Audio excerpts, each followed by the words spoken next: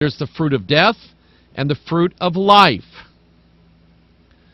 Mark 15:27. And with him they crucified two thieves, the one on his right hand and the other on his left. And the scripture was fulfilled which saith, he was numbered with the transgressors. How many was there? 3. One on each side, Christ in the middle. Revelation 22:18. For I testify unto every man that heareth the words of the prophecy of this book, if any man shall add unto these things, God shall add unto him the plagues that are written in this book. Now what does that mean? It means that, and we've studied the word book before, and book in the Bible relates to DNA. Psalm 139, in thy book all my members were written, which in continuance was fashioned, when as yet there was none of them. And so the idea that God wrote a book, Old Testament and New Testament, and he told us in that book, and that book of DNA counts. That's what this is God's book. God wrote me out to be exactly the way I am. In thy book, all my members were written. This finger is not as tall as this finger. Why? The book said so. And so he said, I wrote the book, guys. If you add to it or take away from it, I'm going to take your name. If you take away from it, I'm going to take your name out of the book. If you add to it, I'm going to add to you the plagues that are written in this book. Do not add to the two books, the two strands. Don't add anything to it. Not one thing. Very strict guidelines. So what's going on? I had an article. Here it is. Michelle sent me this. Genetically modified DNA transfers from food to human blood. The inclusion of genetically modified plants in the human diet has raised concerns about the transfer of trans genes from genetically modified plants to humans. The question is in my mind, I don't know what I'm eating from one day to the next. I don't know. I don't know if, and certainly our government, because of the power of Monsanto and all of these other chemical companies, telling our government, don't print that we modified the genes of this food. Don't put that on the label. We'll send a jet after you to take you to our retreat, and we'll give you large sums of money. But do not print that we modified the genetics of this loaf of bread. The government says, it's not in the best interest of the people to know what they're eating. That's what our government said. I don't know. I don't know that just eating plain old, everyday, transformed, genetically modified food will turn me into a beast. I don't know that. There is research looking into it. That's why I'm saying this. Contrary to the claims by biotech giants such as Monsanto, Monsanto means holy mountain, by the way. Santo is holy, Mon is mountain. A report in PLOS ONE shows that the meal-derived DNA fragments are large enough to carry complete genes as they enter the human circulatory system. In some of the human samples studied, the relative concentration of plant DNA was higher than the human DNA. And so basically, and this article goes on, and it talks about the possibility that when you eat genetically modified food, that some of the DNA from the genetically modified food that you eat is transferred into your bloodstream. Now, I don't know. And I'm going to say this. I do not scripturally believe that one day they're going to come out with a new loaf of bread, not tell anybody what's in it, and force feed billions of people all over the world to eat it, so therefore that will be taking the mark. I don't see that scripturally. Here's what I see this kind of research and this kind of technology. Here's what I see in it. I see the fact that there was a really smart reason why God said, don't mess with the book. And so the scientists were going, wow, we took LSD, we think we can mess with the book. And that's what they're doing. And they're doing it for a reason. It's building up to something. Are we there yet? No. We're not there yet. And here's what I'm going to tell you. Because I've already had some people asking me, Pastor, do you think eating genetically modified food gives you the mark of the beast? I'm going to say right now, today, right now, February the 20th, 2014, I'm going to say no, not today. We're not there yet. But that kind of technology is leading up to it. Let me show you what I mean. There was a race. It wasn't a foot race. It wasn't a bicycle race or a car race.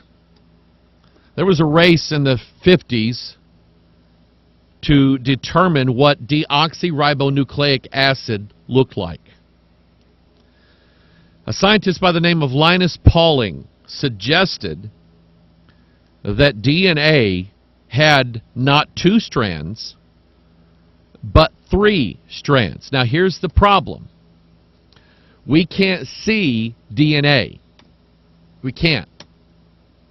That's because DNA is actually smaller than light waves.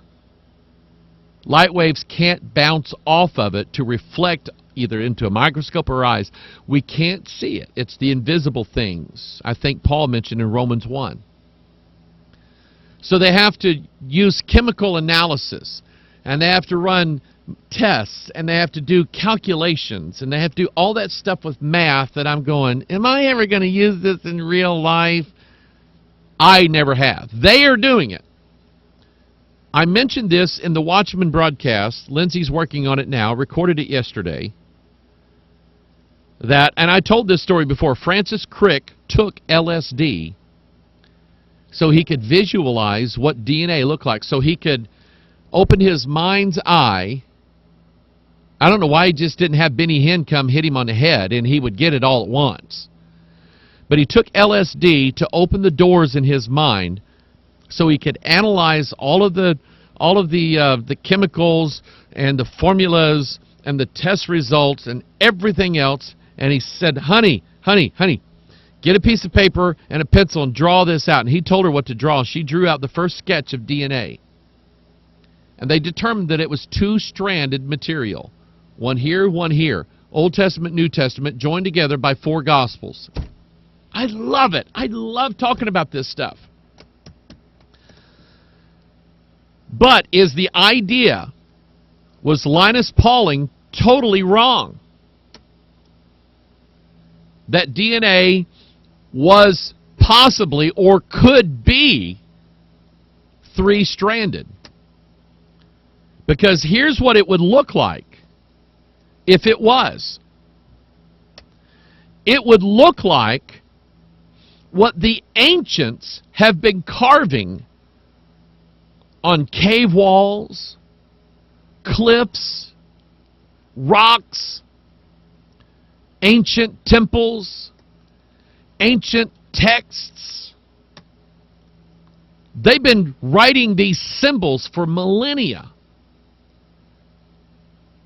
And now for the first time, we have the ability to visualize what 3-strand DNA would look like. It just happens to look exactly like the symbols that the shamans and the witch doctors and the magicians from all of the ages have visualized in their mind. It's as if some spiritual force was revealing to them in their visions, in their drug-induced visions, the secrets of the universe for thousands of years. And now the scientists who are doing the same thing, taking the same drugs, are visualizing this now. The shamans.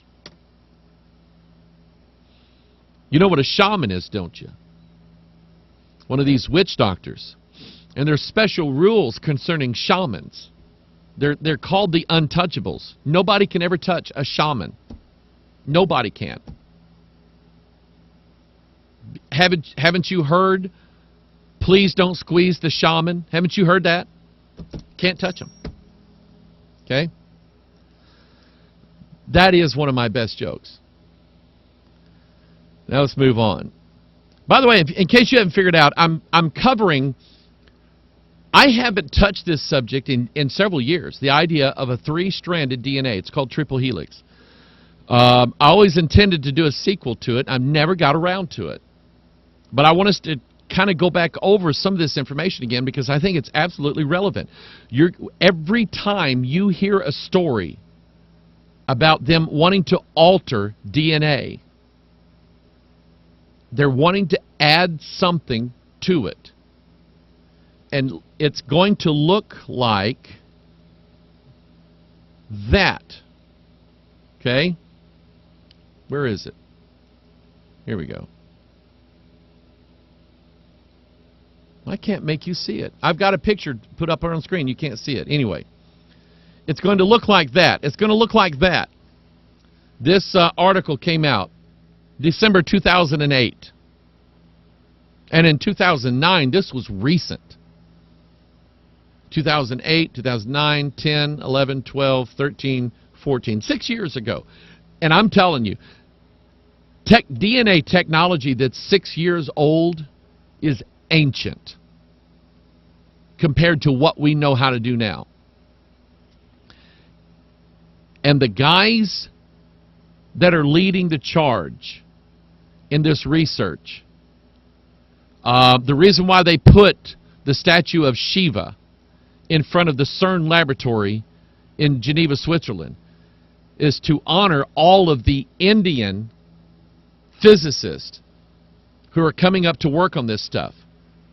Because the Indian physicists primarily follow the Hindu religions.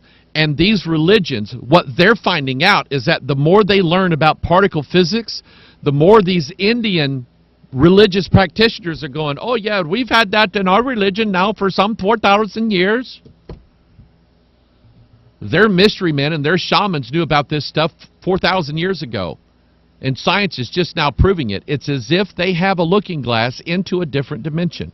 So here is Scientific American, and a guy dreamed up what a triple helix would look like and what it would do. There is a graphic. Let me see if I can find it.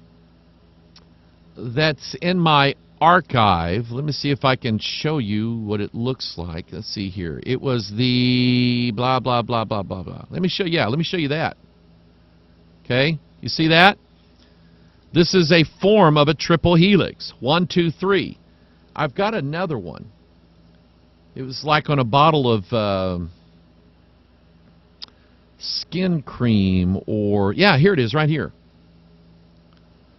Gold Bond. Now, you can't see it yet.